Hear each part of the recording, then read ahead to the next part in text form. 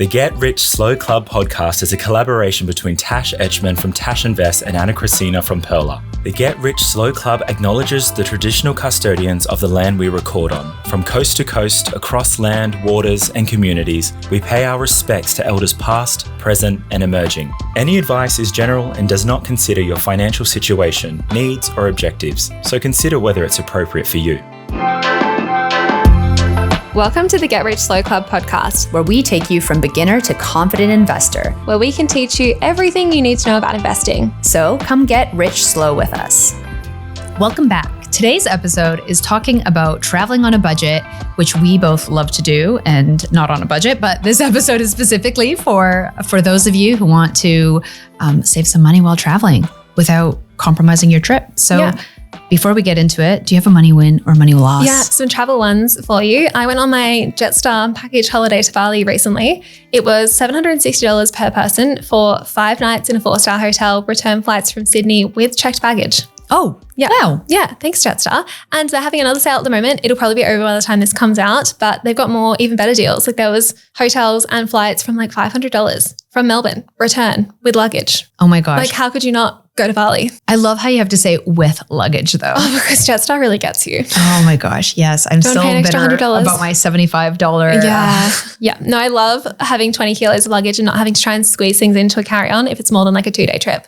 Like that is such an extra mental load I don't want to carry. Yeah, 100%. What's yours? I have a friend who works at a printing shop and they printed off some free invitations that I needed printed off, which is really great. So if you have friends that work at specific places, you can save some money. And the best part was while I was over there, I signed their will.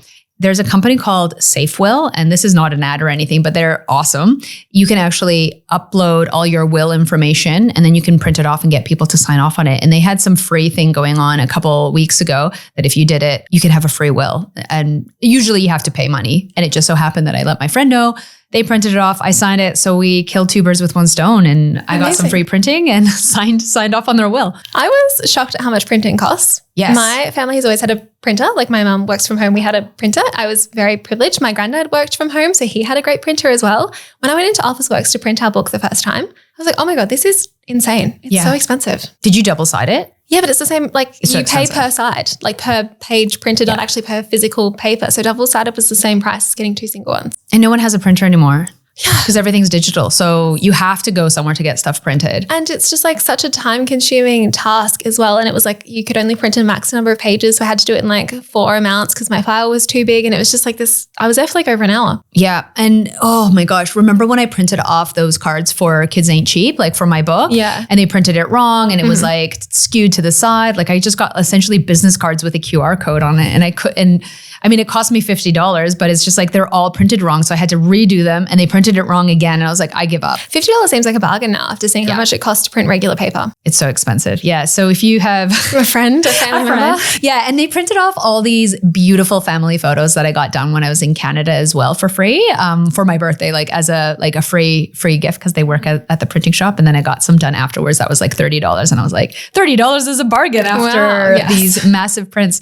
I think it's worth it. Like if you want nice things printed to get them done at a good printing place, not Officeworks. Yeah, amazing. Okay, back to travel hacks. Yes. What are your top, most fun, interesting, bargain-friendly travel hacks? Well, I think the first one is if you use a credit card and if you have points, if you can use points to travel. I think that's like the top one. You do that all the time as well. I love points. There's this website called seats.aero or aero.seats, seats.aero. And it compares like all the different airlines and programs. So you can see Qantas and Velocity on one page and you can search by like city and multiple dates. And it's a little bit more user-friendly than I find the actual websites are like Qantas or Velocity.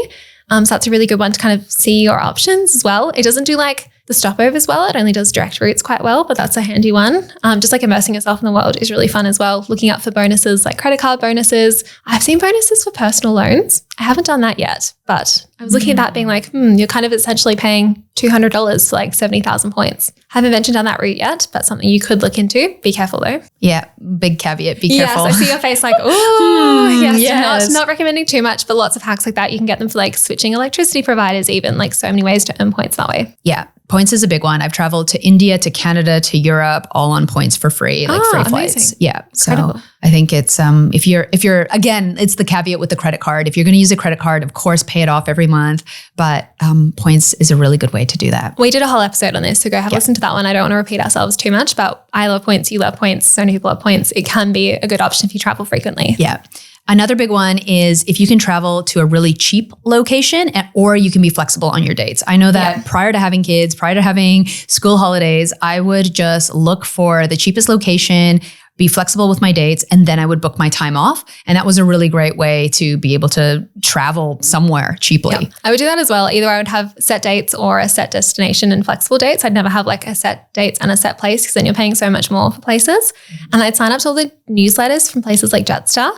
Like one time I flew from Perth to Hong Kong for $200. I didn't really want to go to Hong Kong, but like $200. And then I spent 6 weeks traveling through China from Hong Kong and ended up flying out of like, I think I went from Beijing to the Philippines because that was like, no, I went to Beijing to Japan for a week and then Japan to the Philippines. So I was just chasing the cheap flights. Yeah. And that was such a cool adventure. I was gone for like 3 months in the end, but all because of a Jetstar $200 flight. I've flown to the Philippines because of cheap flights as well, multiple times. I just booked a holiday to Dubai actually in a few months. And we are flying with China Eastern Airlines, but they have $900 return flights from Melbourne to Dubai. Oh, wow. Yeah. Like, how could you not go? Right. Yeah. I think that's a big one. The other thing that I think is really great is if you have friends in other places, go and visit them. This is probably like the cheapest way that I've traveled so many times is like looking for a cheap destination, knowing where I know people. Like if someone's on placement or if someone is, has relocated, if you can go and travel and stay with them, that's really cheap. Or they show you around and they usually know all the best deals or places to stay. I've like crashed on people's like couches in Ecuador, in Colombia, in like all over the Balkans, like just because I knew people in these places. So that's a really big one as well. And it's such a good way to travel because you actually get to see the real part of the world and you get to form these fun connections with people. Like I love a good hotel, but they're all very similar. Like you're not getting a great experience in a 4-star hotel like you are staying with someone who actually lives there. Yeah. And in fact, I used to couch surf. So there's a website called couchsurf.com and that kind of got taken over by Airbnb, but that was the essence of Airbnb, or essentially, right? Like staying with locals. And some people still do it in specific places that are smaller countries, maybe are less touristy because they'd love to connect with other people and show their places. So I did a lot of that while hitchhiking. And there's actual hitchhiking guides online that you can look up of like the best routes. And it is illegal in a lot of countries, so be careful. But you can be quite safe around it. And I did a lot of hitchhiking and couch surfing through the Balkans. So that's like Croatia and Montenegro and Albania. Yeah, all of those areas. Bulgaria, like I went through there and it was amazing. The people were just so friendly. They wanted to show you around and it was really cheap. And I was terrified the first time that I went hitchhiking. And then I realized just how easy it is. Like people are doing these long drives and they just want someone to chat with. Got in a bunch of like massive trucks and you always see these horror movies of like someone. I've read so many thrillers recently set in the Australian outback. And really? Backpackers dying. Yeah. Yeah. And it's again, like you have to assess your own risk tolerance. You have to be safe as well. Like you have safety measures. Have your Find My iPhone on. Tell your family where you're going. Or have a friend who's looking out for you. Like make sure you're being safe at the same time. But yeah, I think often there's reasons you should be safe, but often we demonize people a bit too quickly sometimes. Yeah. It sounds quite radical when I first heard of people hitchhiking. And then I tried it and I was like, oh my gosh, what a great way to get around. People do it in Australia. Even in Perth, there's Facebook groups of people wanting lifts up to Exmouth, for example, because that's a 12-hour drive and people are sharing cars that way. So you can kind of more online way now. Yeah. Because you share gas, you share like company. It's just easier to kind of get around. I know that I had, for the longest time, I had people, I would Airbnb my other room when I first moved to Melbourne.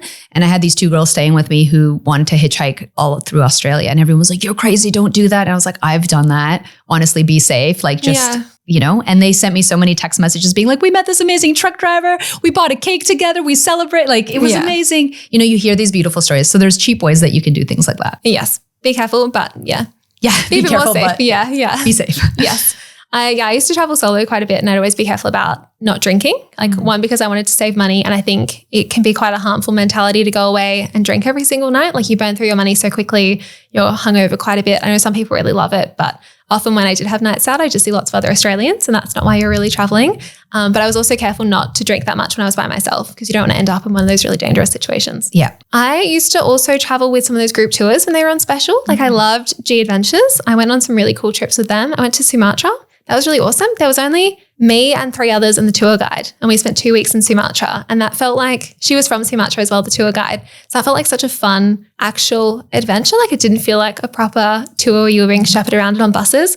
But I liked that because you knew the upfront cost. And if you got them like 30% off during Click Frenzy, like it worked out quite cheap. Like I think I was getting some of these for like $80 a day. Wow. Yeah. Oh, that's so great. Yeah. And then I backpacked around India as well. And I did a short one. I think it was like down the south of India as well. That was quite cheap. I think it was like $800 for like 12 days or something. And that was such a great way to meet people, to know what the cost was upfront and to like get a good way to see the country as well. Yeah, because there's different costs that go in different countries depending on if you're a tourist or not. Yeah, and especially if you're not sure or like you want to be a bit more safer or you want like, I feel like I actually learned a lot more doing those tours because they prioritize having guides from the country you're in or from the area you're in. So I feel like you got to learn so much more than I would have by myself. Yeah. I know I started this one already.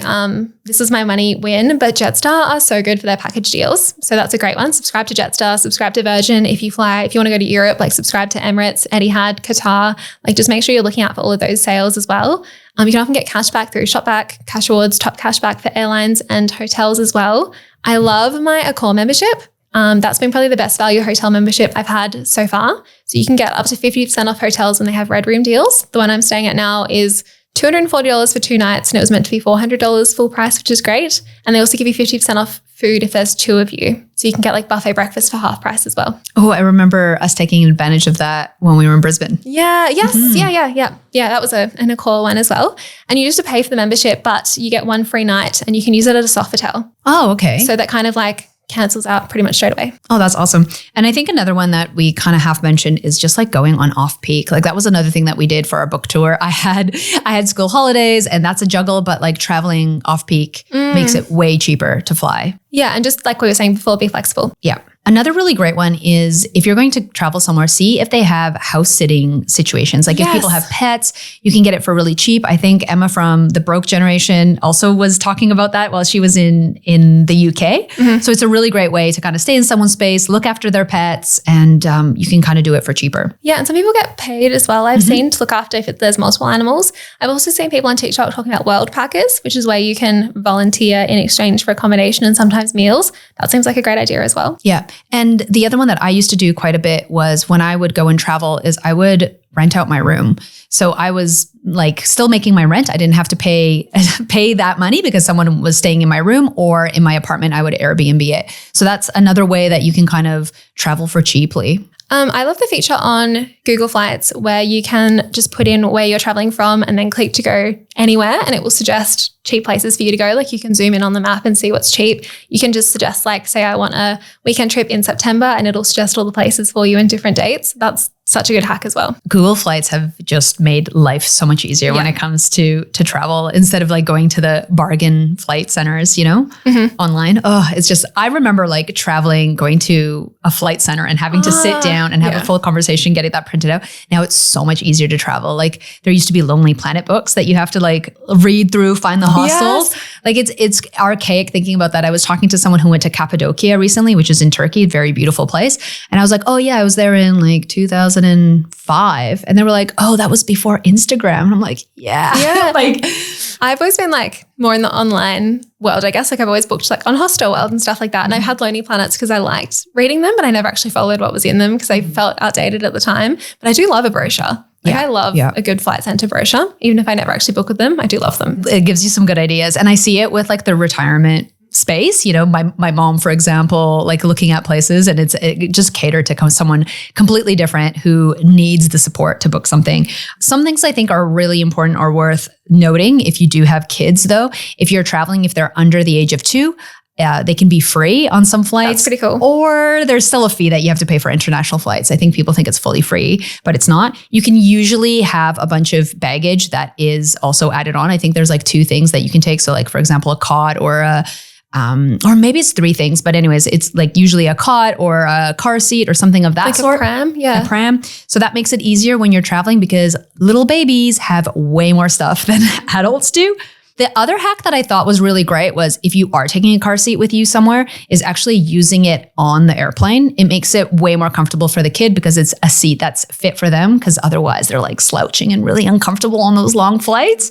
taking snacks with you makes it easier to travel, especially on the plane, because kids don't usually eat everything. And also adult. Like airport, plane snacks are so expensive. Yeah. A Toasty on Virgin is now $12. That's insane. It used to be 10. And before that, I feel like it was like 9. And it's not very good. No, it's not good at all. And so you can take your snacks with you. You often have to dump them before you land at the destination. But that's another hack on keeping things cheaper as well. And another hack when it comes to traveling with kids is take a couple random toys or something they've never seen before, wrap it up. And that way, when you're going on long flights or trips like that, they can unwrap something and it's new and novel and exciting for them. So just a couple like budget hacks to keep your kids happy, but also to make your trip more comfortable. I feel like we're going backwards and forwards a little bit, but like I'm being reminded of all these other fun hacks as well. Airlo. Getting an eSIM, like it doesn't have to be Airlo, it can be someone else, but eSIMs help so much. I have used them in my last few recent trips and it's so handy to land and actually be able to like know how much your Uber should be instead of having to barter with the taxi drivers who are trying to rip you off. You can figure out public transport really easily as well. You don't have to worry about getting hacked. Like I find that such an easier way to travel and save money. You're never like kind of left guessing and getting a $100 Uber because you just don't know what else to do, which has been great. Yeah, that's a really great one. That's a really important one as well. If you want to do tours, I used to dive quite a bit. I found it was always cheaper to book them in the actual country once you were actually there. Like obviously if you want to do a world-class dive like Sipadan, for example, in Borneo, there's only a certain number of permits. You do need to book that really far ahead. But if you're just doing more general dives, like book them when you're there or like other activities as well. Because often you're not paying like the transfer fees, the international fees. You can just pay them directly in cash to save some money as well. Often they'll give you a cheaper price because they're not paying for like the tour website or to put it on Viator or whatever it is. So I found activities are a lot cheaper actually in the country. Yeah, that's a really good one. And sometimes you can also kind of see where you get the best deal by walking around. There's a lot of touristy places where you can be like, oh, how much does it cost to take that boat out? Yeah, or like in Asia you can barter, but you can't barter online. Whereas in real life, they'll say like $100 and you can end up paying 50 or something. And I don't barter as hard as I used to because now I've grown up a little bit. But yeah, like they expect you to barter there. Yeah, it's part of the culture sometimes. It's it's a good skill to have, I think. I got really good at it when I was younger. Yeah. I was lucky because I traveled when I was quite young with my family and they'd always make me barter because I was very confident back then. Whereas now I'm like, oh, I feel bad. I'm not bartering over 20 cents. But back then I was like ruthless. Yeah. I was That's awesome. You walk away. You're like, I don't want it anymore. Yeah, when your pocket money is only like $2, you're like, whoa, I want to make this stretch the furthest I can. Yeah. But that's not a bad mentality to have. In fact, actually, I remember like my dad kind of bargaining over like furniture and stuff. So you can do it everywhere. I do it here in Australia now, like Freedom Furniture. Ask for a discount. Yeah. Good call. You can usually, even if you like ask for the floor stock, you can usually get discounts. Yeah. You don't know unless you ask. For sure. This is getting me very excited because I'm planning a trip next year. Yeah, to Europe. Some really good tips here. Last final one. If you've got a credit card, check the travel insurance because I haven't paid for travel insurance on overseas trips in like a few years now. That's a really good one. Yeah, for sure. All right. Well, we'll see you. So many tips. Bye. Bye. Thanks so much for joining us. If you found this episode helpful, please rate us 5 stars, write a review, or share with a friend. If you're new to investing, make sure to listen to our first 10 episodes. Follow us at Get Rich Slow Club or Tash at Tash Invest or me at Ana Cristina. This show was brought to you by Natasha Etchman, who is an authorized representative 1299881 of Guideway Financial Services, AFSL 420367, and Perla, who is an authorized representative 1281540 of Sanlam Private Wealth, AFSL 337927. Knowledge is power, especially when it comes to investing. So make sure you check out our financial services guides and read the product disclosure statement and target market determination for any investments you're considering. See our show notes for more info.